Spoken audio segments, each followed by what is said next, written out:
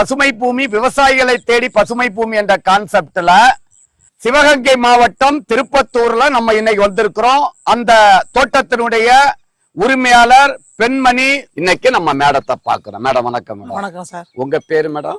Kavitha Pandi sir. சரி, sir பேரு? அப்பாத்துரை. இது எத்தனை ஏக்கர் மேடம்? 2 ஏக்கர் 7 சென்டர் ஹோலாவே. 2 ஏக்கர் 7 சென்ட். இப்ப இதுல தென்னங்கன்னு போட்டு எத்தனை வருஷம் ஆயிடுச்சு மேடம்? இது 2 இயர்ஸ் ஆகுது சார். 2 இயர்ஸ் ஆயிடுச்சு. இப்ப உங்களுக்கு என்னென்ன பிரச்சனைகள் சார்? இந்த பாருங்களேன், நல்லா கொஞ்சம் ஒரு 15 டேஸ் நல்லா க்ரோத் ஆயிருக்கும் சார். அப்புறம் ஆட்டோமேட்டிக்கா வந்து எல்லோ கலர்ஸ் ஆட் ஆயிரும். இந்த பாருங்களேன், அந்த இருக்கு பாருங்களேன், ஒரு டார்க் எல்லோ வந்துரும். எந்தனா அப்படியே வந்து டவுன் ஆகி அப்படியே உட்காந்துருந்து சார். இந்த பாருங்க, இந்த மாதிரி வந்துரும். இந்த மாதிரி வந்துரும்.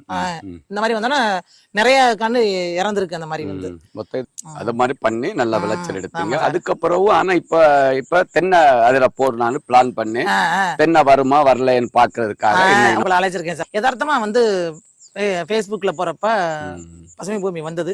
அப்புறம் யூடியூப்ல போய் உங்க சேனல்ல பார்த்தேன். தோண்டி இருக்கப்ப எனக்கு ஒரு ஐடியா தோணுச்சு, ஏன் அந்த சாரை கூப்பிட்டு நம்ம வந்து இந்த இடத்த டெஸ்ட் பண்ணிட்டு நம்ம வந்து என்ன பயிரிடலாம் அப்படின்னு பண்ணலாமே. மாங்கன்ல எத்தனை வெரைட்டிஸ் இருக்கு சார், எந்த மண்ணுக்கு எந்த மாங்கன்னு போட்டா சூட்டபிள் ஆகும் அப்படிங்கறதுக்காக அதான் சார் உங்களை இப்ப நான் அழைச்சிருக்கேன். ஃபர்ஸ்ட் வந்து மண்ணை பாக்குறோம். சரியா? மண்ணு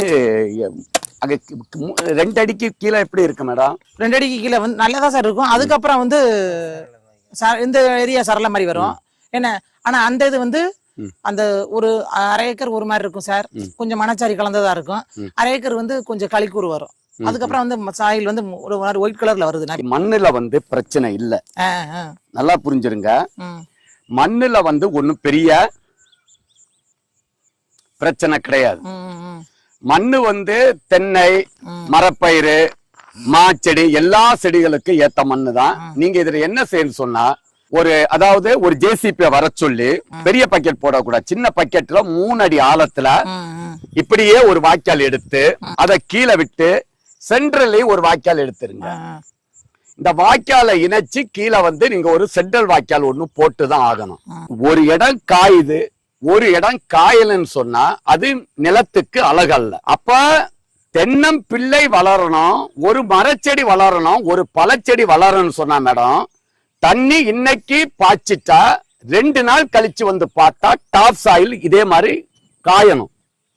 அப்படி காயாம இருந்தா இது நெல்லு விவசாயத்துக்கு மட்டும்தான் சூட்டபிளா இருக்குமே தவிர மற்ற பயிர்களுக்கு சூட்டபிளா இருக்காது. சரி சார், நீங்க சொல்றது ரைட்டு சார். தண்ணி அப்புறம் சார் ட்ரையான இடத்துலயும் அந்த மாதிரி குரோத் ஆகாம இருக்குது சார். இங்க நான் கேட்ட கேள்வி நல்ல கேள்விதான், நல்லா புரிஞ்சிருங்க. அதாவது தென்னங்கண்ணுடைய நுனி இத மாதிரி கருக கூடாது. இது நட்டு எவ்வளவு நாள் ஆச்சு? 2 இயர்ஸ் ஆகுது. 2 இயர்ஸ் மேல ஆயிடுச்சு. 2 இயர்ஸ் ஆகுது. 3 இயர்ஸ் ஸ்டார்ட் ஆயிடுச்சு. ஏன் வளருதுன்னு இப்ப நான் மேடத்துக்கு சொல்றேன். வடிகால எடுத்துட்டோம். ஓகேயா? முதல் பாயிண்ட், மண் வெட்டிய பிடிச்சு இங்க பாருங்க, இப்படி கொத்துங்க கலைகளை. இங்க பாருங்க மேடம், புரியுதா?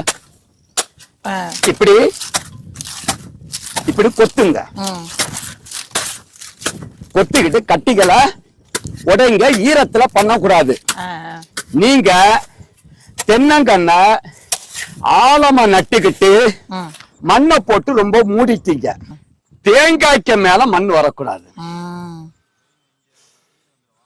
பிரீத்திங் ப்ராப்ளம் வந்துடும். நீங்க எவ்வளவு டெப்த் போட்டுருக்கீங்கன்னு பாருங்க. பாருங்க,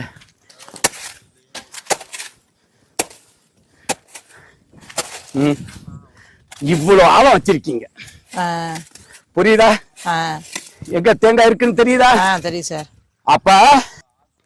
அப்ப அடிப்படை நீங்க பண்ண தவற புரிஞ்சிட்டீங்களா?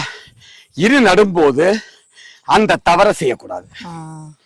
அப்படி செய்தா தென்னங்கண்டு வளர்றதுக்கு தயங்குமே தவிர ப்ராப்பரா வளராது. இந்த கருத்து ஓகேயா? Okay sir. முதல் கருத்து. ஐயா, அதை சுத்தி வெட்டு, இத மாதிரி கொத்துங்க, இப்படி கொத்துங்க.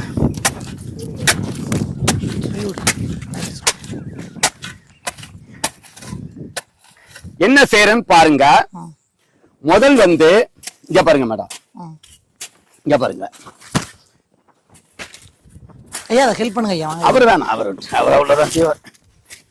இதை எப்படி எடுத்துட்டோமா? இதை எடுத்துட்டோமா? இதை எடுத்துட்டோம். இங்க பாருங்க, நல்லா புரிஞ்சிருங்க, இதான் முக்கியம். மண்ணை லூஸ் பண்றது. மண்ணை பவுடர் பண்ணணும். பண்ணிட்டாமா?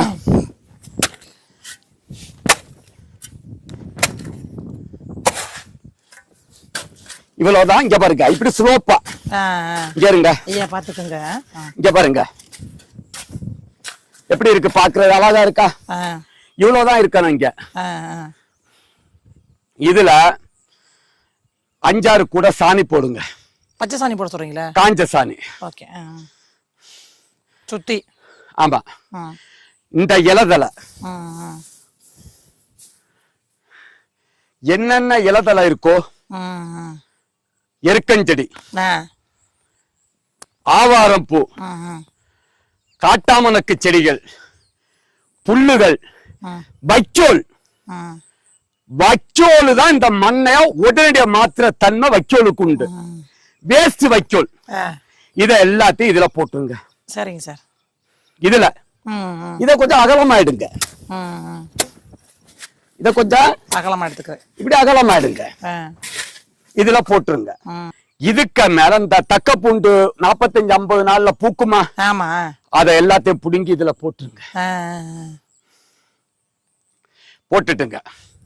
இந்த குப்பைசாடி இலதலை போடும்போது ஒரு கண்ணுக்கு 6 மாதத்துக்கு ஒரு தடவை வேர் வளர்ச்சி, செடி வளர்ச்சி, பூச்சி நோய் கட்டுப்பாடு 1 கிலோ கற்பக ஆர்கானிக் கலப்போறோம். எண்ணெய் எடுக்காத வேப்பம் புண்ணாக்கு 1/4 கிலோ. எண்ணெய் எடுக்காத வேப்பம் புண்ணாக்கு கிடைச்சா சாம்பலும் செம்மண்ணும் கலந்து எரிச்ச சாம்பல் ரெண்டையும் மிக்ஸ் பண்ணணும். ஏன்னா ரெட் சாயில் வந்து காம்பாக்டா புடிச்சிரும். செம்மண்ணும் இந்த உரம் போட்டுட்டேன்னா 1 கிலோ கற்பக ஆர்கானிக் கலப்போறோம். இதெல்லாம் இத குழிக்குள்ள கொஞ்சம் போடுங்க.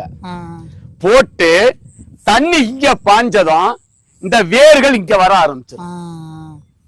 ஒரு கண்ணுக்கு எவ்வளவு சார் அந்த கற்பக ஆர்கானிக்? இது 1 கிலோ கற்பக ஆர்கானிக் கலப்போறோம். உணவே மருந்து, மருந்தே உணவு. ஒரு மரத்துக்கு வந்து 30 ரூபா வரும். இல்ல சார், ஒரு கண்ணுக்கு வந்து எத்தனை கிலோ போட சொல்றீங்க? 1 கிலோ. பூம்பும் பூஸ்டர் 10 to 20 கிராம். இததான் நீங்க இந்த குஞ்சதான் போடணும் உரம். தண்ணி இந்த பக்கம் போவே கூடாது. இப்படி பண்ணின்னு சொன்னா இந்த பழுப்பு ஒரு தென்னை ஓலை 22 நாள் to 25 நாளைக்கு ஒருக்கா ஒரு ஓலை வரணும். அதான் சார் கேட்கணும்னு நினைச்சேன். எத்தனை நாளைக்கு ஒருக்கா, எத்தனை மாசத்துக்கு ஒருக்கா அந்த குருத்து வெளியில வரணும்? அதாவது நாட்டுறவங்களுக்கு 30 நாளைக்கு ஒரு குருத்து, நெட்ட குட்டைக்கு 25 நாளைக்கு ஒரு குருத்து, குட்டை நெட்டா 18 to குட்டரகம் 18 to 22. குட்டரகம் 18 நாள், குட்டை நெட்டா 22வது நாள்ல குருத்து வந்துகிட்டே இருக்கான்.